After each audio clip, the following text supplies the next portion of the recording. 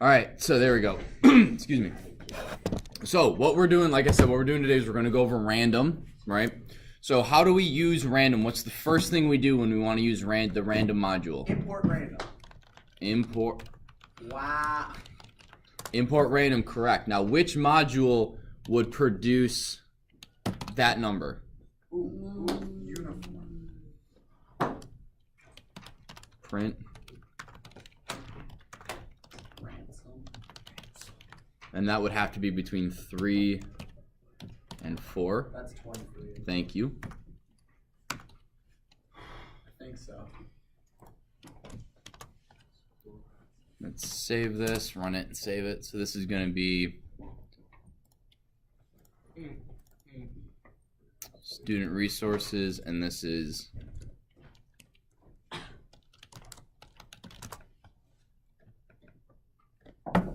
correct. So random.uniform. It actually worked. Yes, Oh, and wow. it actually almost did give us. That would have been amazing. 3.5000. Yeah, that will almost never happen. I mean, you have 1 out of 10 to the 12th power of that happening. So, which one randomly will decide between this information? It's not Choice. It does what it wants to do. Yep, so we do print random dot choice. Now, what's one thing you got to remember about random dot choice? You have to have this information inside the brackets. Luckily, we're going to go over lists starting next week. And so you'll get way more familiar with lists and how they work and what you can do with them. But for now, we're just going to go with, you can put anything in here. You could put X, you could put Y, you could put a word, you could put numbers, as long as those variables have been defined before the list. Does that make sense? Again, you can't do something with something you haven't created. Maddie. So in the choice, like for random choice, if you put in hello multiple times, would that increase the odds of hello? Yep. Yep, so let's get rid of that one and we'll just have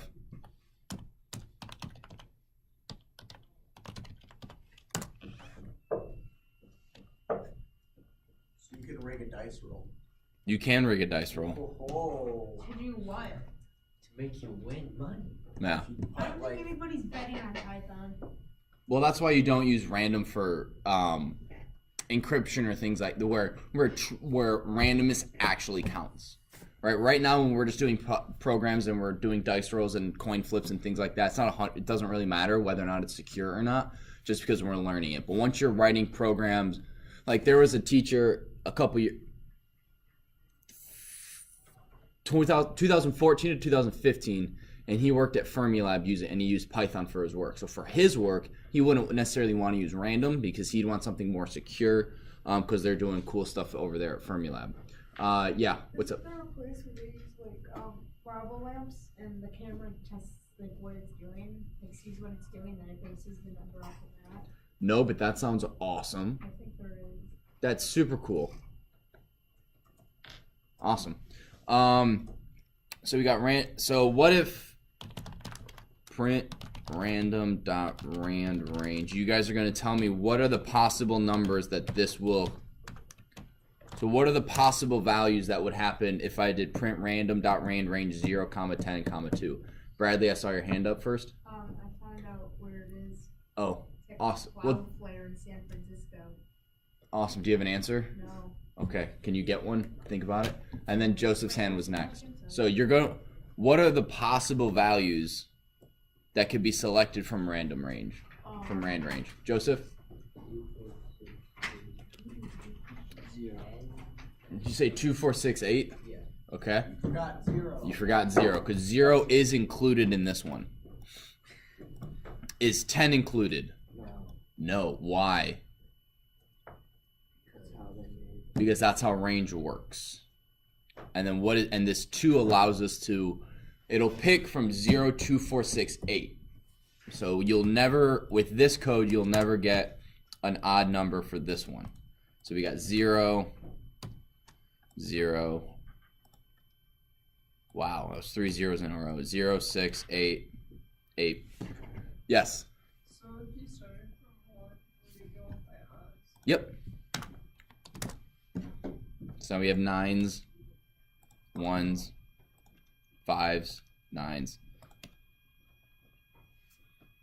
If you want a random multiple of 3, right? You'd want to start at 0 because you have 0, 1, 2, 3, 4, 5, 6. If you start at 1, it'd be 4, 7, 10, blah, blah, blah, blah, blah.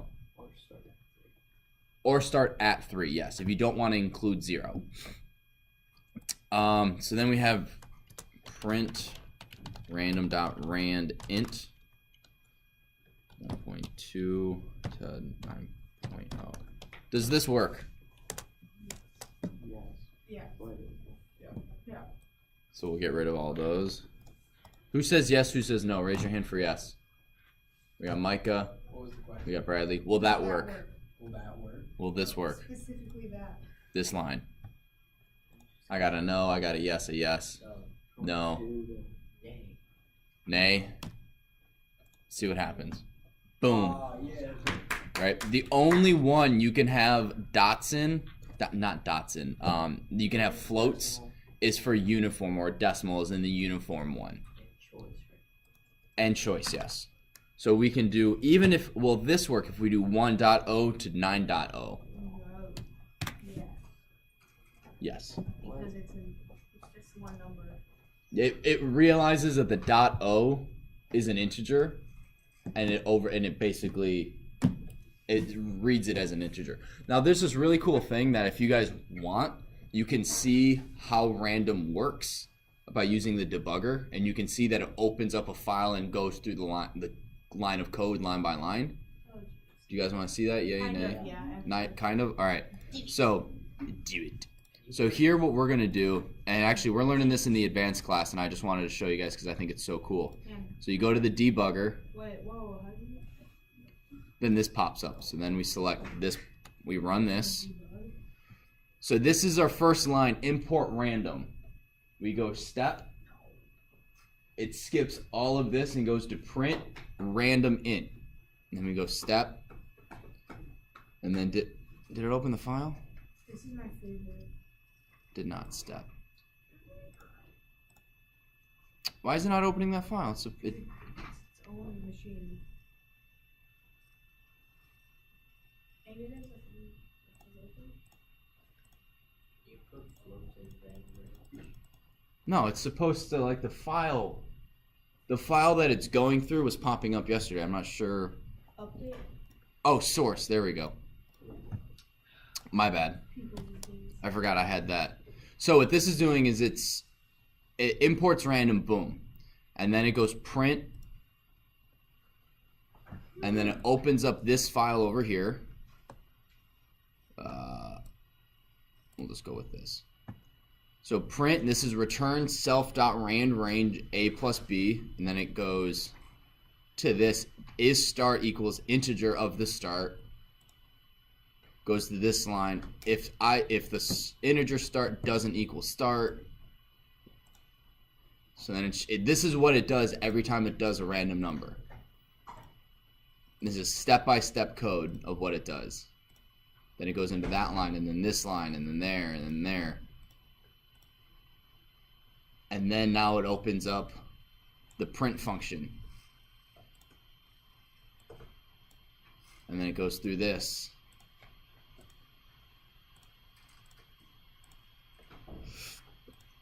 And then, oh, that's actually the end of the code. So every time you run code, it logs, or it goes into here and follows what this does. So this is why when you download, it takes a little bit of time. It downloads all of these files. This is why you want to learn how to use functions. You want to learn how to use import. There are so many import modules that you can use that you'll almost for sure never know them all. All right, and there's in our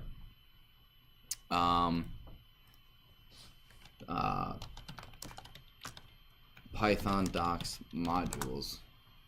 So you can go 3.6 6.4. Oh no, I want the index.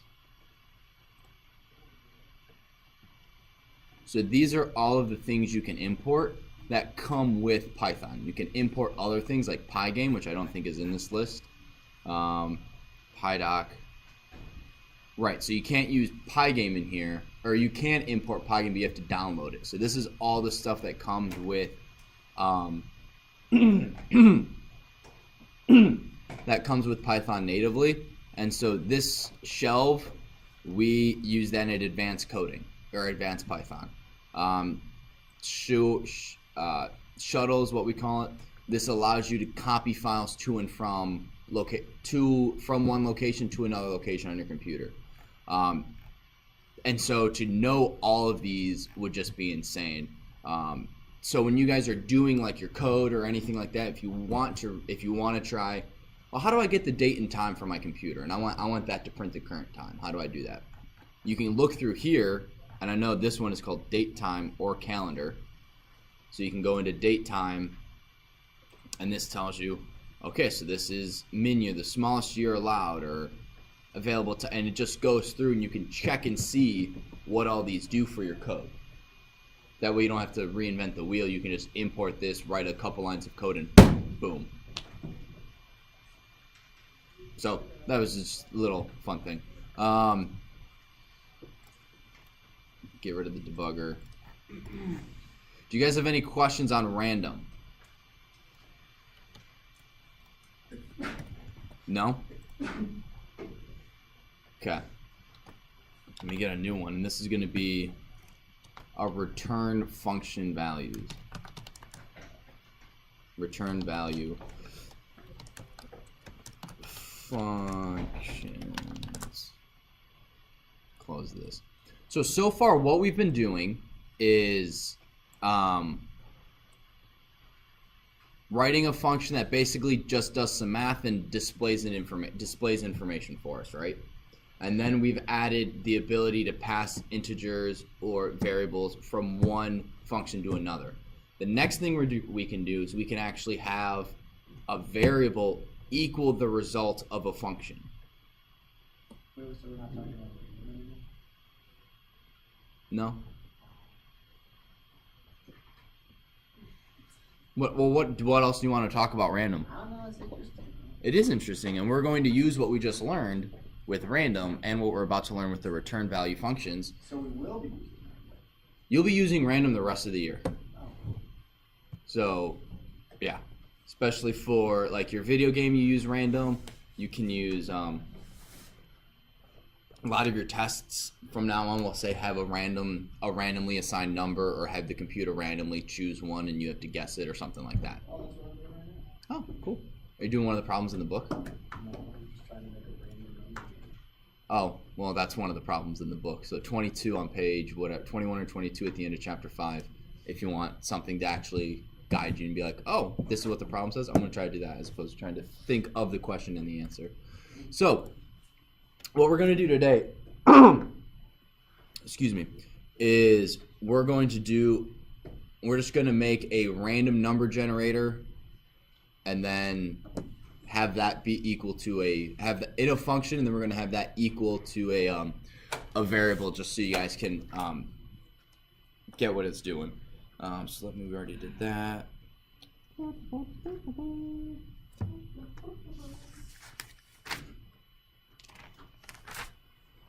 All right. Slide that over there. So what we're going to do, what's the first thing we got to do? Import random. Import random. Then what we're going to do is we're going to define random number generator. Right? And then we're going to do, let's just do x is random.randint 1 to 6 to simulate a dice roll. And then we're going to return x.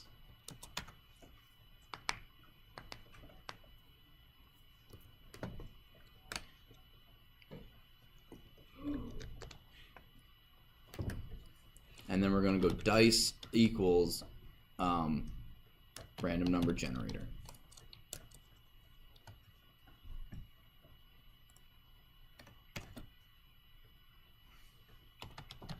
print dice. Did you say dice equals random dot? You totally can, 100%, but I want you guys, this is a simple, you wouldn't necessarily use return for something like this, right? This is just an example so you guys can understand how it works. And then as we get more advanced, you could have a random number generator that runs through, all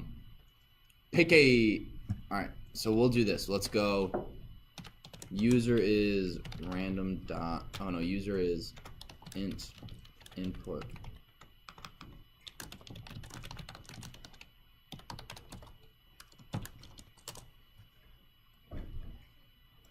control copy, control V, user 2, please enter another number, acts as random int from user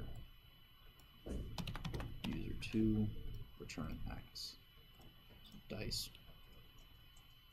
So user number 1, right? And so now that we've done this, copy, oops, these should be user underscore.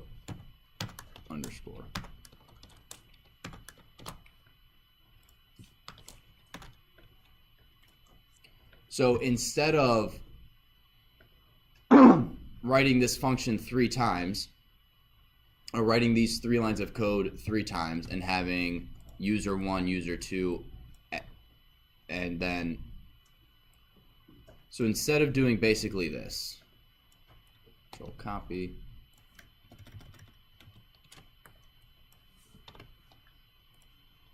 user 1, user 2,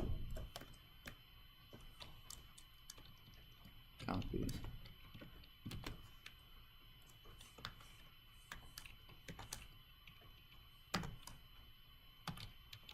now there are other ways to do this. You could totally use a loop, which is probably would be a lot better. Then you go user 2, 3, 4, 5, 6, right? So instead of that, all we do is we have user number 1 is the random number generator, and it does this again, and does that 3 times. And it's a lot cleaner of a code that deals with, it's way less work. So let's run this and see what happens. Please enter number 10, 15, 16, 18, 100, 1,000. How many times did I do this? Oh, because it's doing these down here too. I don't want any of that. Then we'll go print user number 1, user number 3, 2, user number 3.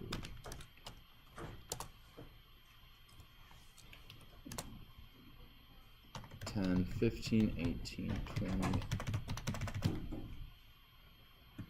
So now I have 3 randomly generated numbers, and as many times as I want to use this, as many times as I want the user to dictate the parameters of a number, of a random number generator, all I have to do is user number equals this random number generator.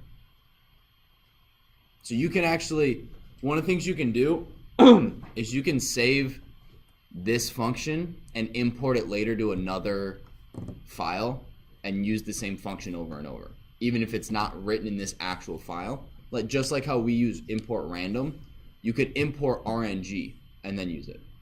We're not going to get to that today, but it's So, what return, what is return? return is. We're going to figure all this stuff out, and we are going to return this value to whatever equals RNG. Right? If you don't have this,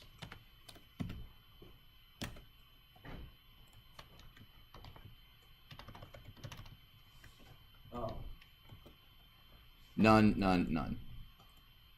So in order for you to have a variable equal the result of a function, you need to have return.